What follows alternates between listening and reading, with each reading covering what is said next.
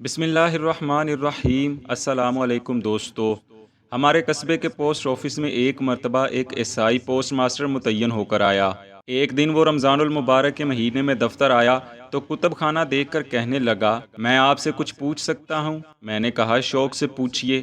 بولا، ہمارے یسوع مسیح کے متعلق آپ بھی مانتے ہیں کہ ان کا باپ نہیں تھا اور ان کے بیوی بچے بھی نہ تھے؟ میں نے کہا، ہاں۔ تو کہنے لگا، خدا کا بھی کوئی باپ نہیں اور اس کے بھی بیوی بچے نہیں ہیں، تو یہ خدائی صفات ہمارے یسوع مسیح میں ثابت ہو گئے، تو اب ان کو خدا کا بیٹا ماننے میں کیا مذائقہ ہے؟ معاذ اللہ۔ میں نے کہا، بابو صاحب، اگر خدائی کا انحصار اسی بات میں ہے کہ جس کے ماں باپ نہ ہوں یا جس کے بیوی بچے نہ ہوں وہ خدا ہوتا ہے، تو پھر بھی حضرت عیسیٰ علیہ السلام خدا ثابت نہیں ہوتے، کیونکہ آپ کی ماں تو تھی۔ بقول آپ کے پھر تو آپ حضرت آدم علیہ السلام کو معاذ اللہ خدا ٹھہرا لیں، کیونکہ آپ تو بغیر ماں باپ کے پیدا ہوئے ہیں۔ علاوہ ازیں کئی آدمی ساری عمر شادی نہیں کرتے اور بغیر بیوی بچوں کے عمر گزار دیتے ہیں۔ اسپتال کی اکثر نرسیں کنواریاں کہلاتی ہیں، میاں بچے نہیں رکھتی، تو کیا ان سب کو بھی خدائی اوصاف سے متصف مانیں گے؟ میاں، اصول یہ نہیں کہ جس کے ماں باپ نہ ہوں وہ خدا ہے، بلکہ اصول یہ ہے کہ جو خدا ہے اس کا ماں باپ کوئی نہیں۔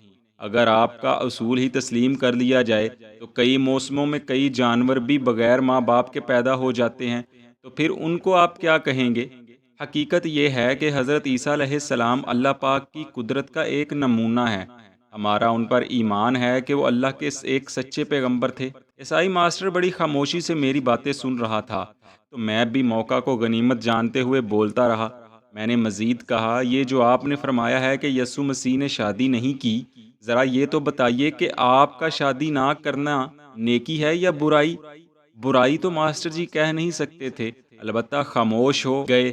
میں نے کہا، آپ کو ماننا پڑے گا کہ آپ علیہ السلام کا شادی نہ کرنا نیکی تھی، تو اگر نیکی تھا تو پیغمبر آتا ہی اس لیے ہے کہ امت کو نیکی کی طرف راغب کرے اور اپنے اتباع کا درس دے۔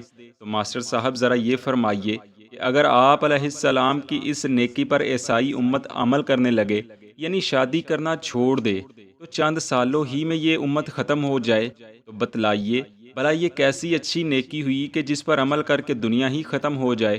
آپ حضرات جو شادی کرتے ہیں اور بیوی بچے رکھتے ہیں، اپنے پیغمبر کی سنت کے خلاف کرتے ہیں، اور یہ ہمارے پیغمبر حضور محمد رسول اللہ صلی اللہ علیہ وسلم کی سنت پر آپ کو ناچار عمل کرنا پڑتا ہے۔ ہمارے نبی نے شادی کی اور اپنی امت کو بھی شادیاں کرنے کی ہدایت کی۔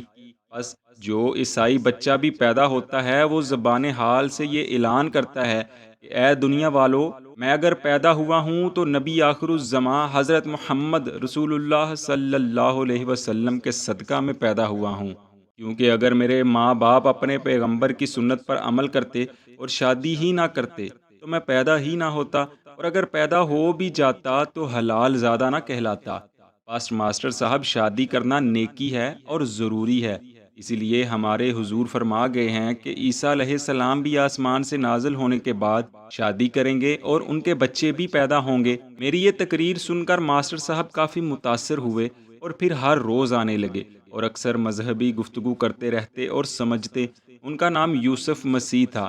بالآخر ان کا تبادلہ ہو گیا اور اب نہ جانے کہاں تعینات ہیں۔ اب بس میرے دل سے ان کے لیے یہی دعا نکلتی ہے کہ اللہ کریم ان کی دین اسلام سمجھنے میں مدد فرمائے اور انہیں ہدایت کاملہ عطا فرمائے۔ آمین۔